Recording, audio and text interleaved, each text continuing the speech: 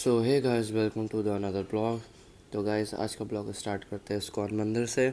तो अभी यहाँ हम इस्कॉन मंदिर वृंदावन, तो ये है इस्कॉन मंदिर का गेट। यहाँ से हमारी एंट्री है और जो आपको सामने दिख रहा है, यहाँ से जब जैसे हम अंदर जाएंगे तो अंदर सुंदर सा मंदिर है और आप देखिए और राधे राधे बोलिए। और ये आंटी पता नहीं कौन है जो मानते हैं तो चलिए आगे देखते हैं। तो जिन जिन लोगों को घर बैठे बैठे प्यारे से राधा कृष्णा के दर्शन हो रहे हैं तो वो कमेंट में राधे राधे ज़रूर लिखिएगा। हरि बोल, हरे कृष्ण।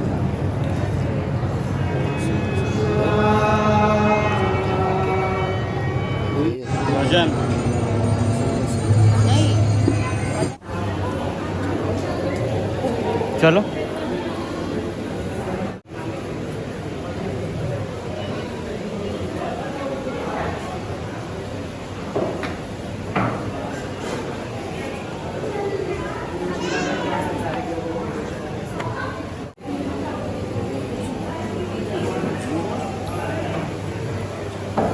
जय जगन्नाथ। तो इसी के साथ मंदिर से बाहर निकलते हुए अब हम आ गए हैं अनित्याचार्य महाराज जी के आश्रम। तो चलिए चलते हैं। तो बस आरती होने वाली है, आरती में चलते हैं और आपको भी प्यारे प्यारे दर्शन करवाते हैं। चलिए।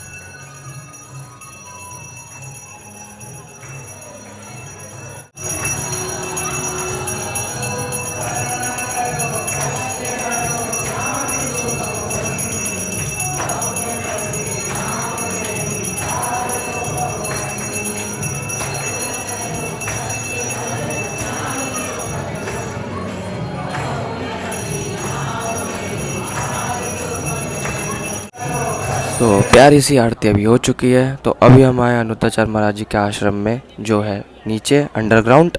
तो यहाँ पर इनकी होती है प्रश्नोत्तरी और ये सारा सेटअप लगा हुआ है जहाँ पर महाराज जी बैठते हैं और लोगों से सवाल पूछते हैं।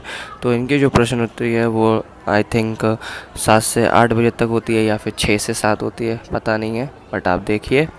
और अभी हम यहाँ सता के चलते हैं और आपको हम लाइव प्रश्नोत्तरी करवाते हैं। महाराज जी कैसे प्रश्नोत्तरी करते हैं। और ये देखिए महाराज जी आ चुके हैं इसी के साथ। तो राधे राधे, जय श्रीमन नारायण ज़रूर कमेंट कीजिएगा और इस वीडियो को ज़्यादा से ज़्यादा शेयर और लाइक ज़रूर करना। हो सके तो ये वीडियो वायरल कर देना। और इनकी प्रश्नोत्तरी में ये भी बोला जाता है कि अगर आप वायरल हुए तो इसके जिम्मेदार आप होंगे। तो महाराज जी को देख के काफ़ी अच्छा लगता है, अच्छा लग रहा है। तो चलिए, महाराज जी सामने बैठ चुके हैं, उनका सारा सेटअप हो चुका है। मैया हम यहाँ सोफे पे बैठे हुए हैं। तो चलिए देखते हैं। हनुमान जी कौन है? भक्त है। और भक्त तो जहाँ देखे वहाँ मंदिर ही मंदिर नजर आते हैं उससे। इसलिए हनुमान जी की दृष्टि में सब मंदिर है। तो इसलिए वो दृष्टि किसकी है? हनुमान जी की। तो मंदिर मंदिर प्रतिगर शोधा, देखे जहाँ तहाँ अगणित जोधा, गयऊ दसानन मंदिर माही, अति विचित्र कहीं जात सुनाही, शयन किए देखा कभी देही, मंदिर बहु न देख पे देही, भवन एक सुहावा, हरि मंदिर वहाँ विभिन्न। हनुमान किया और अधर्मी को दंड मिलना ही धर्म है। इसलिए आप पुलिस कंप्लेंट करिए और उसके खिलाफ कार्रवाई करिए, यही धर्म है। अपने अधिकार की लड़ाई अर्जुन को लड़नी पड़ी, हाँ। तो फिर आपको भी अपने अधिकार की लड़ाई लड़नी पड़ेगी। कानून आपके पक्ष में होगा, क्योंकि आपके साथ छल किया गया है। हाँ। सारी संपत्ति क्यों ली गई? तो फिर घर से क्यों निकाला गया? वो तो ना मतलब मैं वो बोल रही थी तू घर जा शादी करना चाहती थी बूढ़े से मिली, तो मैं बोली कि मैं अभी शादी नहीं करूंगी। अच्छा, वो आपकी शादी करना चाहती थी? हाँ, बूढ़े से करना चाहती थी जो मेरे बाप को मरता था। क्यों ऐसा करना चाहती थी? नहीं पता। मैं तो ना हमारे 21-22 साल में होती है। हाँ। तो मैं 21-22 साल में करना चाहती थी। अभी तो मैं 18 की हूँ। तो ना वो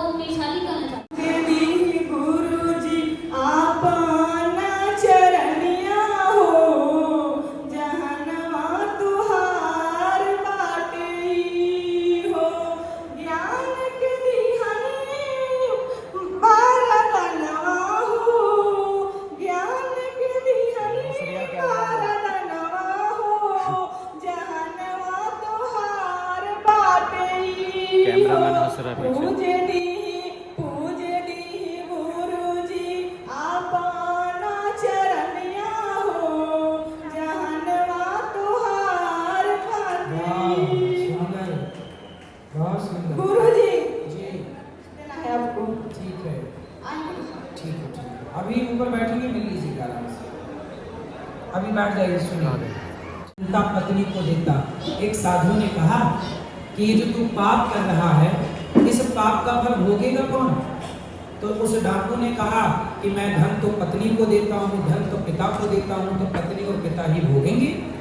तो नारद जी ने कहा, संत ने कहा कि जाओ अपनी पत्नी से पूछ के आओ कि वो तुम्हारा पाप भोगेगी कि नहीं।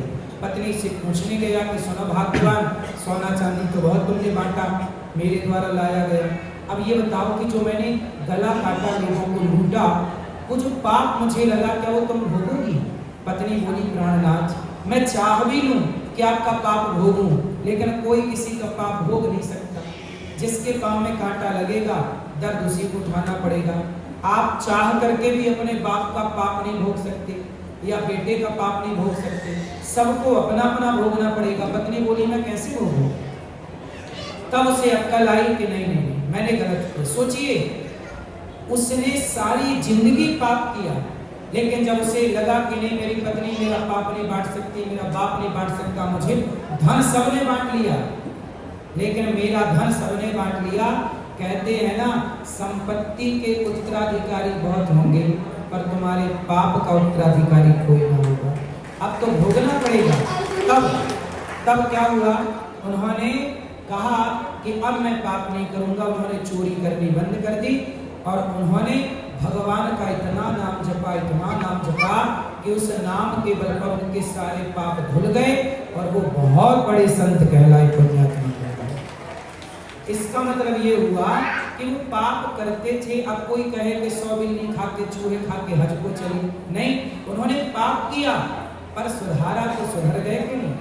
तो मैं भी सुधारूं, आप भी सुधारें, सब सुधारे अपनी गलती। और मुझे मेरे पिताजी ये भी कहते हैं कि बहुत भक्तिमती हो गई हो, अभी भी 4 किलो मांस दूंगा तो अभी भी आके इंद्रियां चाट के खाती रहोगी। तो आप खाती हो? नहीं गुरुदेव। तो आप बोल देना पिताजी को कि आप देख के देखो। मैं तो अब लहसुन प्याज भी नहीं छूती हूँ। वाह, देखो परिवर्तन जब होता है तो किस हद पे होता है। व्यक्ति जब पाप में डूबता है तो पापी हो जाता है, लेकिन जब वही वहां से निकलता है तो उसके जैसा पुण्यात्मा फिर कोई हो नहीं सकता। ये भी समझ, जो जितना पापी होगा उसके पुण्यात्मा होने की उतनी अधिक संभावना होगी। जो व्यक्ति बिगड़ा होगा उसके सुधरने की उतनी अधिक संभावना है। हाँ या ना? क्योंकि बिगड़ा था, उससे ज्यादा और क्या बिगड़ेगा? अब वो सुधरेगा। सुधरा हुआ उसके सामने बिगड़ने की संभावना, सुधरे को बिगड़ने की संभावना है और बिगड़े को सुधरने की। तो जो बिगड़ा था वो सुधरेगा, तो देखो इसी बेटी की तरह सुधरेगा। तो इसी के साथ महाराज जी की प्रश्नोत्तरी खत्म हो चुकी है। तो अब महाराज जी ऊपर आ गए, देखिए सामने बैठे हुए हैं। तो चलिए अब महाराज जी से मिलते हैं। और प्रश्नोत्तरी जिन जिन लोगों को अच्छी लगी हो तो वो लाइक कमेंट सब्सक्राइब जरूर कीजिएगा, चैनल को जरूर आगे बढ़ाइए। तो अभी हम जा रहे हैं मैया साथ, ये हमारी मैया, और अभी हम जा रहे हैं मैया साथ अनुद्धाचार्य महाराज जी से मिलने के लिए। तो चलिए मिलते हैं। तो देखिए गाइस, ये बैठे अनुद्धाचार्य महाराज जी और अब हम उनके पास आ चुके हैं। तो चलिए आराम आराम से आगे बढ़ते हैं, राधे राधे बोलते हैं। तो महाराज जी के पैर छूते हुए ये सामने महाराज जी बैठे हुए हमारे। तो चलिए अब चलते हैं।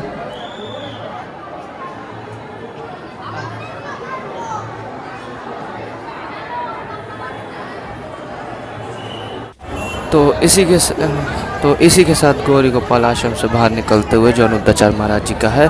और आज की प्रश्नोत्तरी आपको कैसी लगी तो वो कमेंट जरूर करना, आपके जो भी सवाल हो जरूर कमेंट करना। तो आई होप यू गाइस आपको वीडियो पसंद आया तो लाइक कमेंट सब्सक्राइब जरूर कीजिएगा। और इस वीडियो पे हम ये रखते हैं 1 लाख सब्सक्राइबर 1 लाख कमेंट्स, तो जल्दी से जल्दी करिए और वीडियो को शेयर करिए और वायरल करिए। राधे राधे। इसी के साथ अपनी फैमिली